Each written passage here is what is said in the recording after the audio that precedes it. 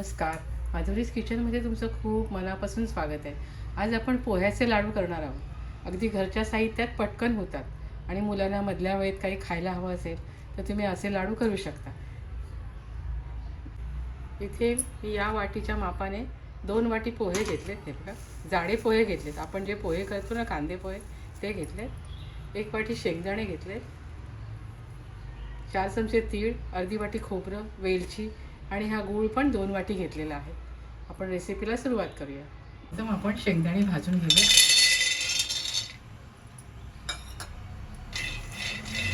शेंगदाणे आपल्याला मंद गॅसवर खमंग भाजून घ्यायचे.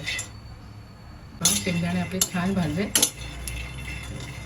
आता आपण हे काढून घेऊया. आपण पोहे भाजून घेऊया. पोहे आपल्याला सुरसुरीत होईपर्यंत भाजून घ्यायचे. आपले पोहे भाजून झालेत बघा, असे सुरसुरीत भाजायचे. छान भाजून झाले. आता आपण हे काढून घेऊया. आता आपण हे थोडे तीळ भाजूया. तीळ आणि खोबरं भाजून घेऊया. हलकं भाजायचं, काळं होऊन द्यायचं नाही.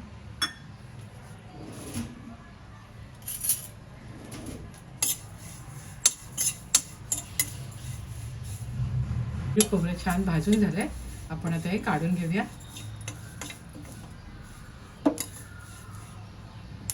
इथे पोहे, शेंगदाणे, तीळ, खोबरं छान भाजून झालंय. प्रथम आपण पोहे मिक्सरमधनं काढून घेऊया. पोहे मिक्सरमधनं वाटून झाले. आता आपण शेंगदाणे आणि खोबरं वाटूया. ते शेंगदाणे आणि खोबऱ्याबरोबर मी वेलचीचे दाणे पण वाटून घेतले बघा, सोलून घेतले. हे शेंगदाणे खोबरं वाटून झालंय. आपण त्यावर गूळही वाटून घेऊया.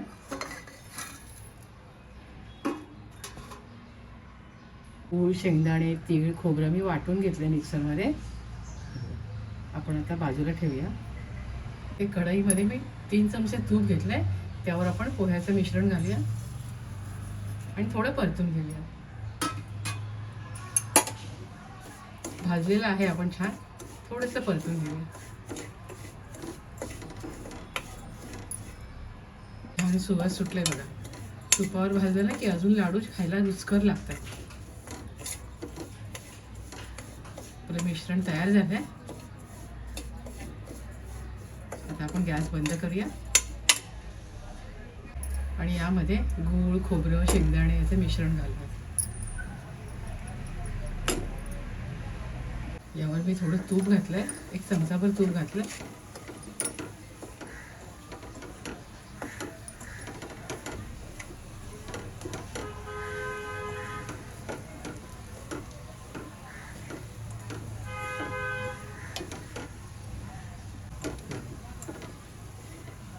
मिश्रण छान एकजीव झालं ना.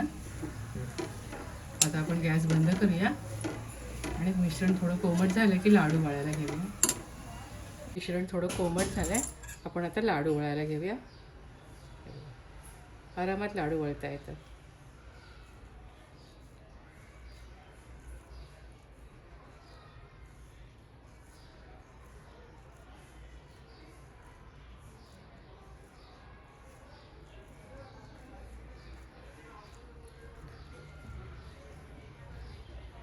छान झालंय ना.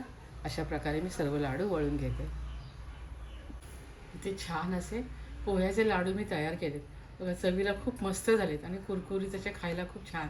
लहान मुलांना मधल्या सुट्टीत खाण्यासाठी तुम्ही अशा प्रकारचे लाडू करू शकता.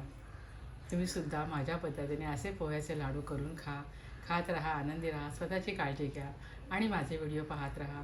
व्हिडिओ पाहिल्याबद्दल खूप खूप धन्यवाद.